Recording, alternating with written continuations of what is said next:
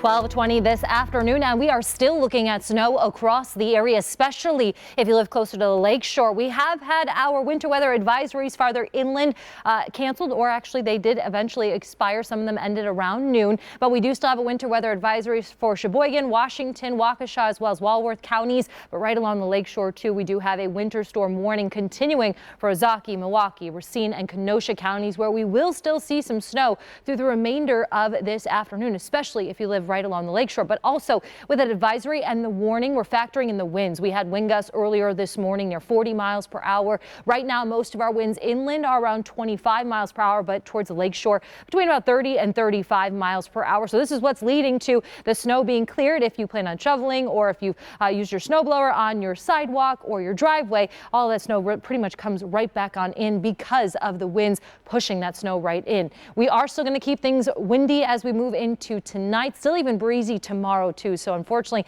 you may have to shovel once again tomorrow, but we're not expecting additional snow tomorrow. Still looking at the snow though out there now, especially towards Milwaukee, where you see the purple blue color. That is some steadier snow moving through, but off towards Fond du Lac, looking actually at an end at least to the steady snow. Not going to rule out a couple flurries though for the remainder of the day, but you can really also see over the last hour kind of all of this snow filling back on in. But this whole area is slowly working its way to the east, and I do expect lighter snow amounts over the next few hours. And most of us, especially if you live in some of our western communities, will see an end to the snow completely. But along the lake shore, what we are looking at is some of the snow to still continue, and then the potential for some lake enhanced snow or lake effect snow bands to develop. And you can really see it here on future forecast. When you get these bands developing just like this, we could pick up a quick inch of snow in an hour in a few locations. This model in particular has bands setting up right over Milwaukee and actually stretching even out towards Lake Geneva.